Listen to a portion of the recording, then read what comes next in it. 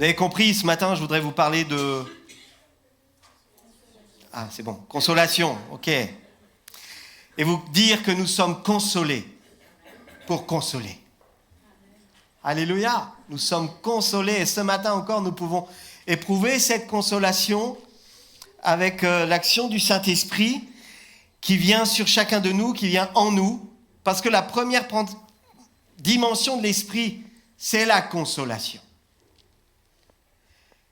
Dans Jean 14, 25, il dit « Je vous dis ces choses pendant que je demeure parmi vous, mais le Consolateur, l'Esprit Saint que le Père enverra en mon nom, vous enseignera toutes ces choses et vous rappellera tout ce que je vous ai dit. » Alléluia, le Consolateur est parmi nous.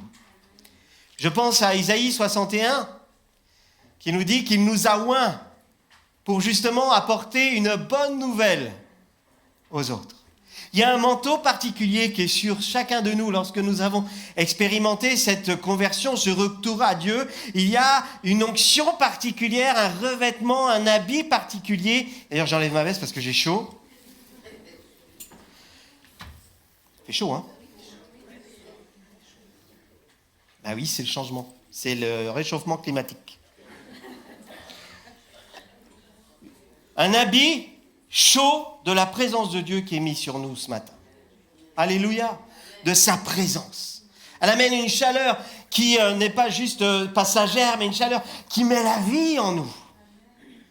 L'onction du Seigneur est sur nous. Il m'a oint pour apporter le changement des gens qui étaient dans la tristesse, il les amène dans la joie. Ceux qui croyaient être morts, il les amène à la vie. Alléluia, c'est ça la bonne nouvelle de l'Évangile. Le Consolateur. Et vous savez quoi? C'était prévu même avant ta naissance. Éphésiens 1, on l'étudie dans les maisons vivantes, dans les groupes de maisons, c'est que nous étions prédestinés avant même la fondation du monde à vivre ces choses. Alléluia! Alors que tes parents ne pensaient pas à toi, Dieu, ton Père céleste, sur qui tu as l'esprit d'adoption, pensait déjà à toi et il t'aime. Il avait déjà prévu que tu sois son enfant, que tu sois appelé à être élu, à être ambassadeur. On a un ancien ambassadeur. À aller partout dans ce monde pour porter cette bonne nouvelle. Il y a une mission de haute valeur qui est sur toi, qui est sur nous. Dieu consolera chaque membre de son Église pour lui permettre d'être une source de consolation pour ceux qui souffrent autour de nous. Et combien y a-t-il de souffrances? Notre consolation est une réalité. Premièrement, c'est une réalité à vivre. Et on va lire ensemble dans ce passage de 2 Corinthiens au chapitre 1, 3 à 10. Ouvrir sa parole ce matin.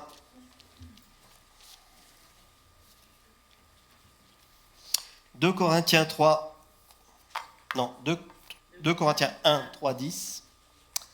Béni soit Dieu, le Père de notre Seigneur Jésus-Christ, le Père des miséricordes, et le Dieu de toute consolation, qui nous console dans toutes nos afflictions, afin que par la consolation dont nous sommes l'objet de la part de Dieu, nous puissions consoler ceux qui se trouvent dans quelques afflictions. Car de même que les souffrances de Christ abondent en nous, de même notre consolation abonde par Christ. Si nous sommes affligés, c'est pour votre consolation et pour votre salut. Si nous sommes consolés, c'est pour votre consolation qui se réalise par la patience à supporter les mêmes souffrances que nous endurons. Et notre espérance à votre égard est ferme, parce que nous savons que si vous avez part aux souffrances, vous avez part aussi à la consolation. Nous ne voulons pas, en effet, vous laisser ignorer, frères, au sujet de la tribulation qui nous est survenue en Asie, que nous avons été excessivement accablés, au-delà de nos forces, de telle sorte que nous désespérions même de conserver la vie. Et nous regardions comme certains notre arrêt de mort, afin de ne pas placer notre confiance en nous-mêmes, mais de la placer en Dieu, qui ressuscite les morts. C'est lui qui nous a délivrés et qui nous délivrera d'une telle mort. lui de qui nous espérons qu'il nous délivrera encore. Amen. Ah, c'est un passage, je dois dire, quand je le lis, il me donne des ailes. Il me donne des ailes parce que ça met en moi une grande joie. Quand je lis ce que Paul a pu vivre, et à cause de la foi, à cause de l'annonce de l'évangile, il a vécu l'exode, il a vécu l'incompréhension, mais ô combien il a été rattrapé, lui qui a été le plus grand persécuteur de l'Église. Il a été rattrapé pour témoigner de l'évangile, mais il l'a payé aussi dans sa vie, dans son être entier. On nous dit même qu'il a été tourmenté par une écharpe qu'il y avait dans sa chair. Quelque chose qui le travaillait nuit et jour. Mais dans cette souffrance, il a pu dire à la fin de ce passage, afin de ne pas placer notre confiance, ma confiance en moi-même, mais en Dieu qui est le rémunérateur de ma vie. Alléluia. C'était une expérimentation. C'est pour ça que mon premier point, c'est la consolation est une réalité. Elle est appelée à être vécue. Et peut-être comme Paul, tu dis, j'ai l'impression que je ne vais pas passer cette année parce que je suis accablé, je suis tourmenté, et peut-être que la destination de la mort peut être une délivrance. Dieu te délivre ce matin. Mais encore, il amène la consolation. Alléluia. Le Saint-Esprit, la consolation de Dieu est sur nous. Dieu nous console de toutes nos afflictions. C'est le programme de Dieu. Cette consolation se conjugue au présent, maintenant. Dieu veut que tu sois consolé. Alléluia. Est-ce que tu veux dire avec moi, Dieu me console ce matin? Dieu me console. Toutes nos afflictions veut dire toutes. Il n'y a pas d'exception.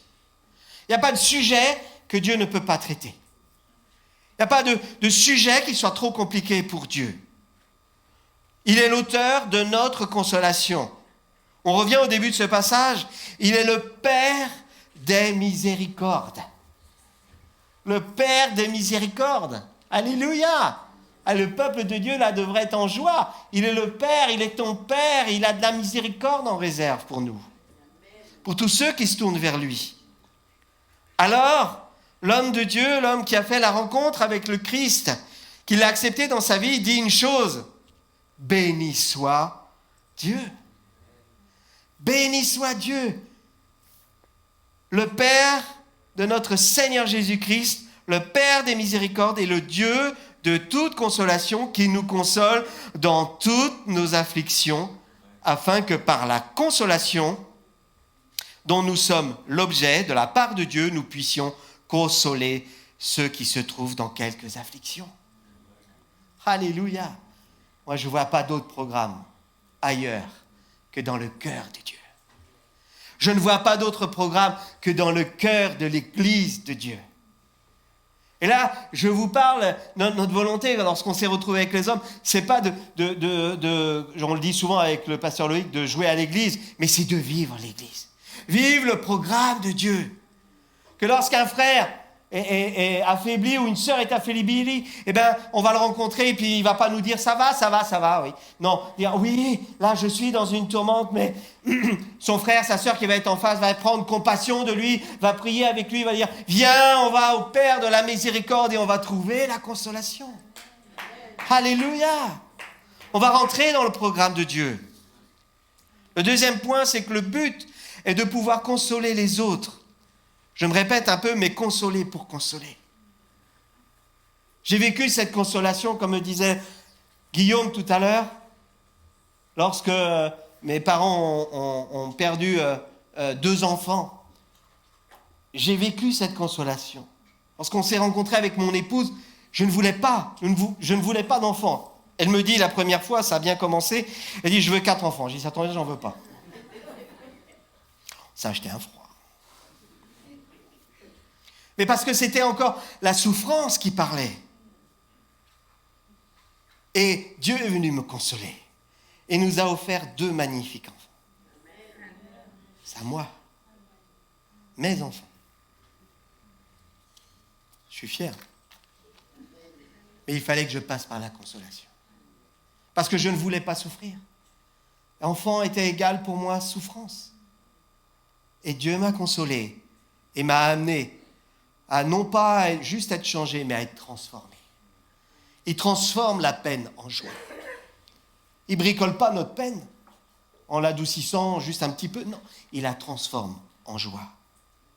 Au verset 5, il dit « Car de même que les souffrances de Christ abondent en nous, de même notre consolation abonde par Christ. Et nous, si nous sommes affligés, c'est pour votre consolation et pour votre salut. » Revenons à Jésus. Jésus a souffert tout ce que nous pouvons souffrir sur cette terre. Et il dit qu'à la croix, il a pris sur lui tout le poids de nos souffrances, tout le poids de notre condamnation. Il l'a pris sur lui. Alléluia. Alors là, quand tu commences à sentir un petit peu un fardeau arriver, regarde à Jésus et commence par lui dire « Père des miséricordes, tu as pris sur toi ma souffrance. Merci. » Il souffre avec nous quand nous souffrons. De même, il y a des choses que nous devons vivre aussi pour comprendre les autres. Comment ? Troisièmement, comment ? Par la patience aussi à supporter les souffrances. Plus difficile à entendre, plus difficile à vivre. Mais c'est aussi, et je dois le dire dans le programme de Dieu, nous est dit, mes frères, regardez comme un sujet de joie complète les diverses épreuves auxquelles vous pouvez être exposés, sachant que l'épreuve de votre foi produit la patience. Mais il faut que la patience accomplisse parfaitement son œuvre afin que vous soyez parfaits, accomplis, sans faillir en rien.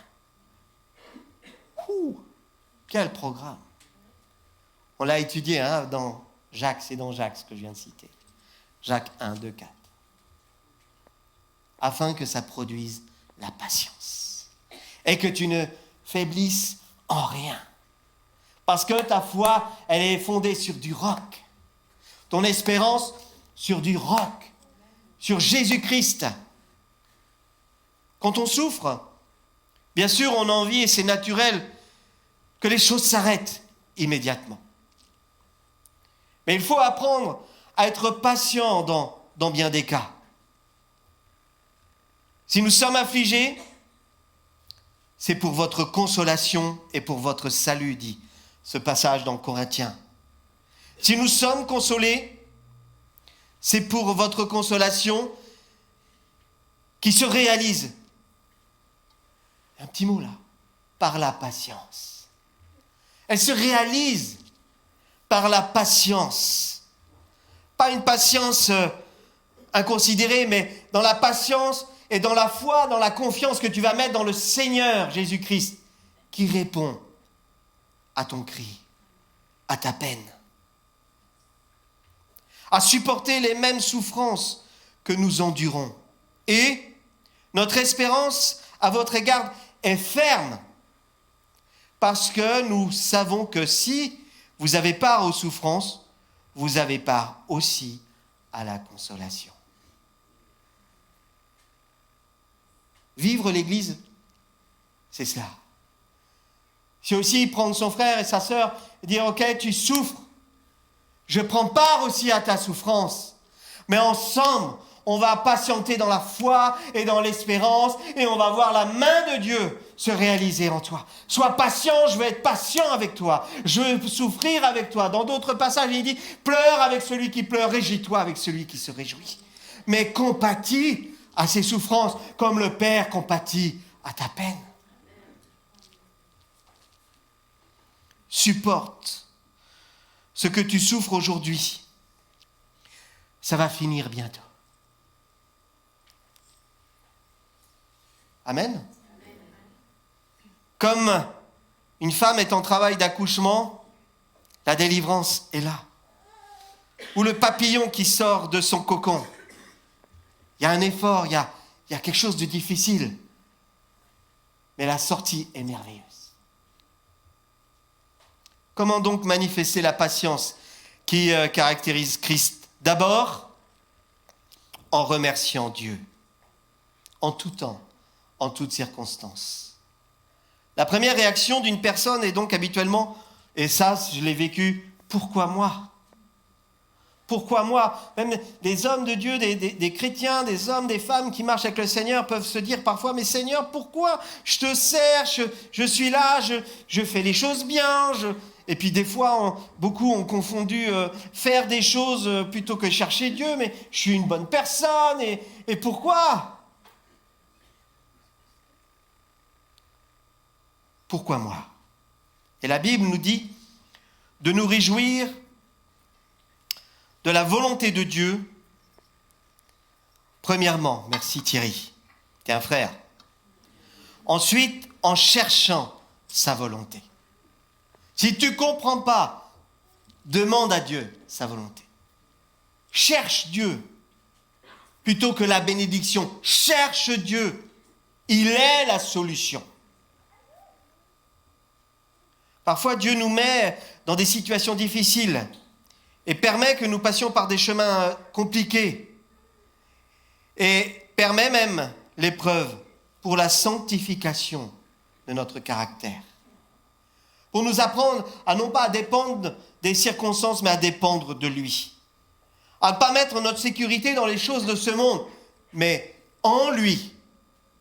Il est immuable. Il est fidèle et bon. Il est le Père des miséricordes. Alléluia. Au reste, nous savons que tout contribue au bien de ceux qui aiment Dieu, de ceux qui sont appelés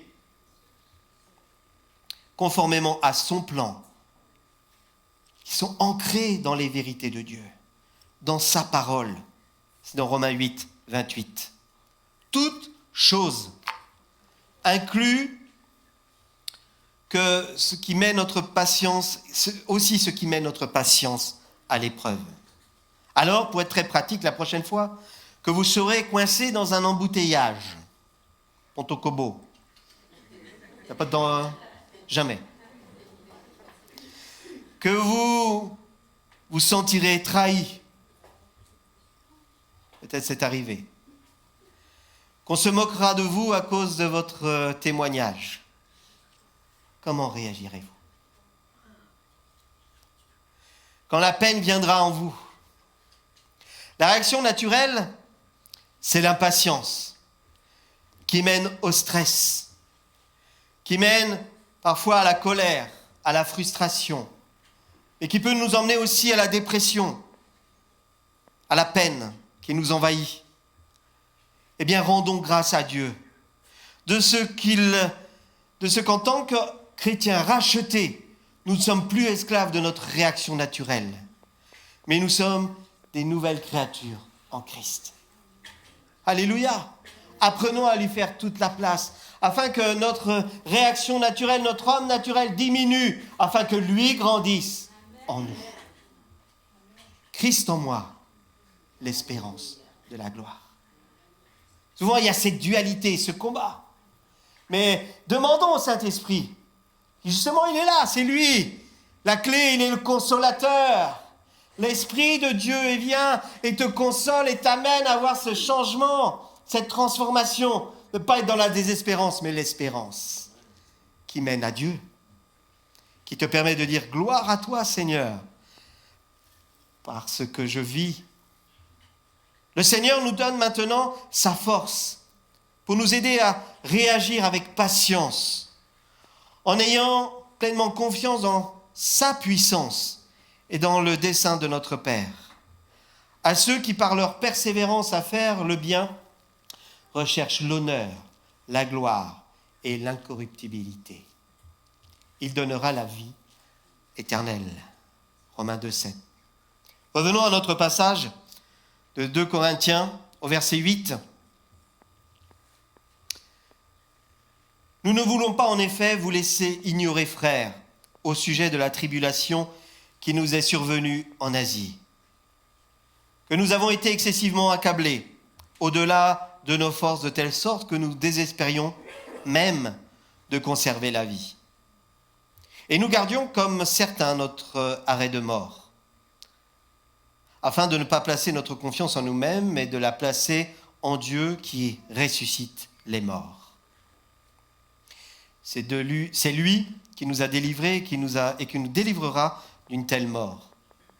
Lui, de qui nous espérons qu'il nous délivrera encore. Amen. J'aime cet écrit parce que Paul, en faisant venir Guillaume tout à l'heure, je voulais aussi, il ne le savait pas, mais montrer aussi que bien souvent les hommes, des fois, on a une carapace. Hein, on est des bonhommes. Hein. Comme a dit Guillaume, un homme, ça pleure pas. Hein, Je dis pas que les femmes, ça doit pleurer non plus. On a des clichés comme ça. On a des clichés. Vivre avec Dieu, c'est pas un cliché.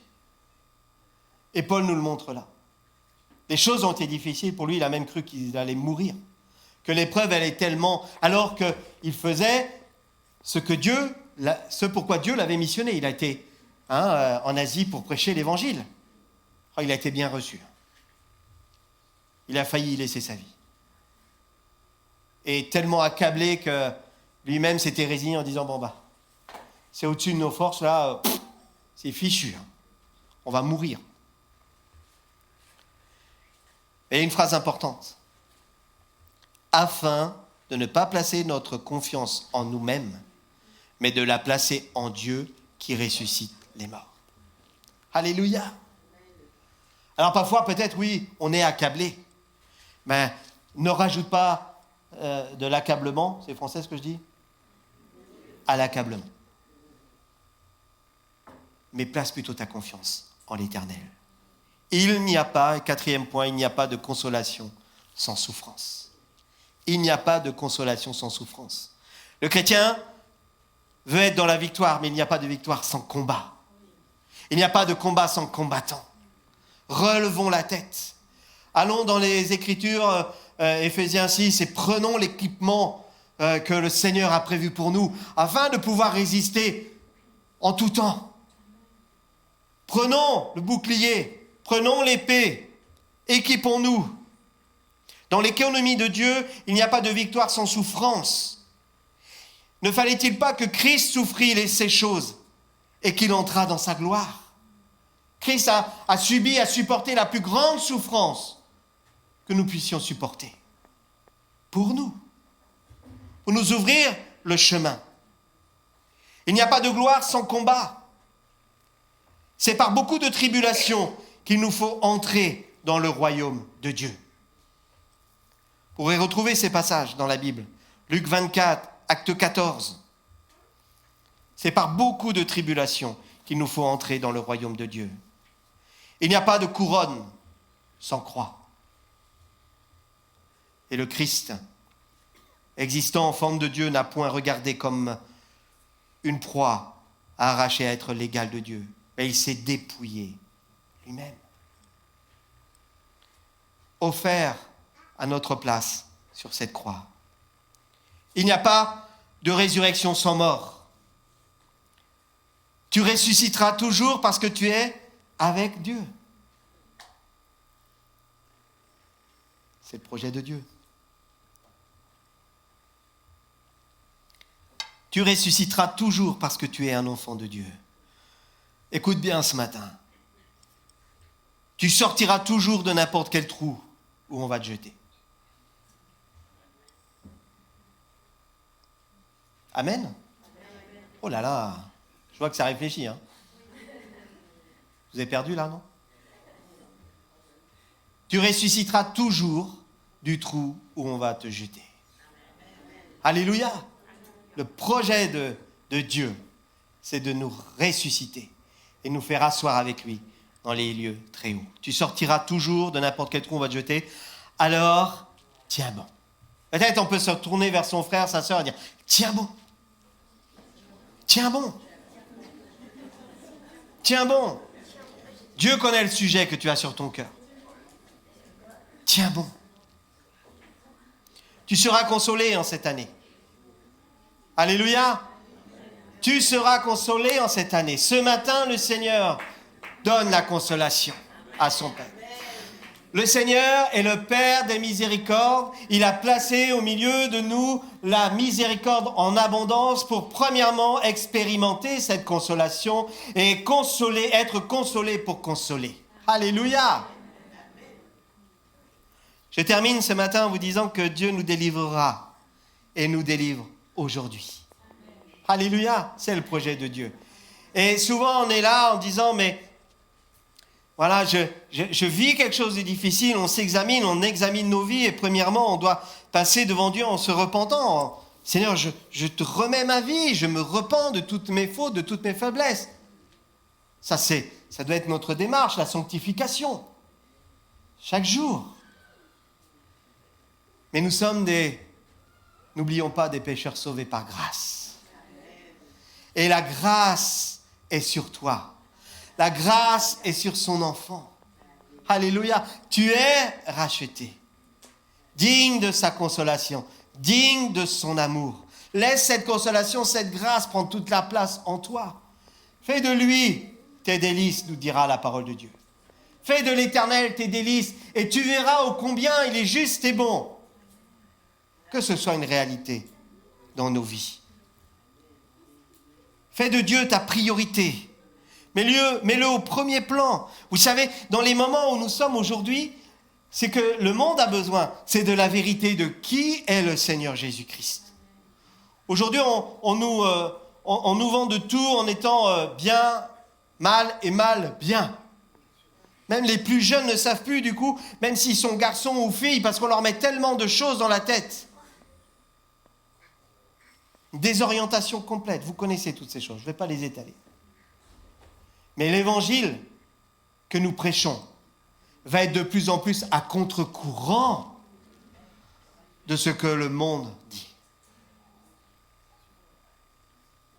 Mais une chose va être formidable à entendre, c'est que Dieu veut te consoler et que Dieu offre la consolation. Parce que tout ce que le monde offre n'est que perdition, n'est que souffrance, n'est que perte, désorientation. La consolation que Dieu met dans son Église est quelque chose qui va toucher les cœurs, est quelque chose que lorsque nous expérimentons et que nous partageons, va toucher et impacter. À nous d'être le premier persuadé. Je terminerai en vous citant le psaume 34 à partir du verset 17. Désolé à la technique, mais je rajoute toujours quelque chose. Le matin même, je demande au Seigneur encore. Il peut tout changer même à la dernière seconde. Psaume 34 au verset 17, un passage qui me touche beaucoup parce que des fois j'étais là lorsque j'étais jeune dans la foi et qu'une chose arrivait, je culpabilisais, je disais Seigneur c'est parce que j'ai péché, Seigneur c'est parce que j'ai peut-être pas fait assez ceci, Seigneur c'est peut-être parce que j'ai pas fait assez cela et je me perdais. Alors j'ai été consolé. J'ai été consolé par la parole de Dieu qui me dit quand les justes crient, l'Éternel entend. Alléluia. Quelqu'un a déjà expérimenté ça? Quand les justes crient, quand un juste crie, l'Éternel... Gabriel, t'as levé la main. Viens. Attention, si vous levez la main. Viens là. On te voit là. En fait, c'est assez drôle parce que j'ai le cœur qui va comme ça depuis la louange. Parce que cette louange, ce matin, elle était vraiment...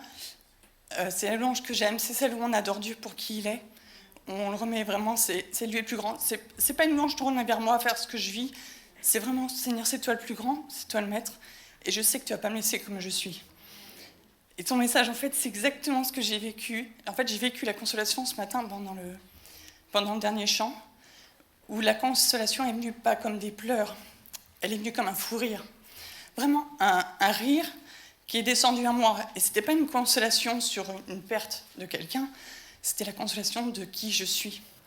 Comment je me vois aux yeux de Dieu, je suis pas comme moi je me vois.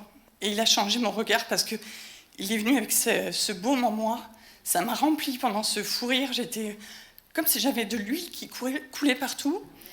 Et l'huile, elle ne fait pas qu'être en surface, elle va en profondeur et elle guérit en profondeur. Et je sais que là où il y avait des choses que je voyais négatives, là où il y avait des souffrances qui m'empêchaient d'être pleinement devant Dieu, l'huile est allée guérir ça en profondeur et que c'est changé à tout jamais. C'est pas juste maintenant, l'instant que je vis, je sais que demain, ce sera encore effectif et dans les jours qui viennent. Et vraiment, Seigneur, il veut vraiment nous donner cette huile de joie, nous remplir et qu'on soit différents et qu'on puisse... Puis après, en fait, on est guéri. Donc forcément, on ne va pas être séparés de ce que les autres vivent parce qu'on l'a vécu, mais on a plus cette souffrance. On a la joie de Dieu, quoi. Amen.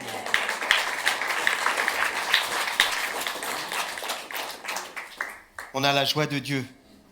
Alors, pendant que l'équipe s'installe, quand les justes crient, l'Éternel entend. Et il les délivre de toute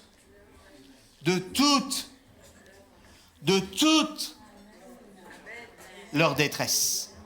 Alléluia! L'Éternel est près de ceux qui ont le cœur brisé. Et il sauve ceux qui ont l'esprit dans l'abattement. Écoutez bien la suite. Le malheur atteint souvent le juste, mais l'Éternel l'en délivre toujours. Il garde tous ses os, aucun d'eux n'est brisé. Amen. Seigneur, merci pour ta parole. Merci parce qu'elle est à vivre aujourd'hui. Elle est au présent. Tu es le Dieu de toute éternité, mais qui aujourd'hui se manifeste avec amour, avec puissance. Seigneur, je te prie pour la consolation. Je prie pour tous ceux qui ont peut-être un fardeau sur les épaules, un poids dans le cœur. Que ce matin, Saint-Esprit, l'Esprit de consolation, les visite, nous visite. Merci parce que tu relèves tous ceux qui sont dans la détresse ce matin, qui se tournent vers toi. Parce que c'est ton cœur qui est comme cela. Il nous aime. Il ne prend pas plaisir à nous voir dans le trou. Il prend plaisir à nous faire sortir de ce trou. Seigneur, aide-nous à avoir les yeux fixés sur toi, en tout temps, en toutes circonstances, et à te glorifier, toi le Père des miséricordes. Au nom de Jésus-Christ. Amen.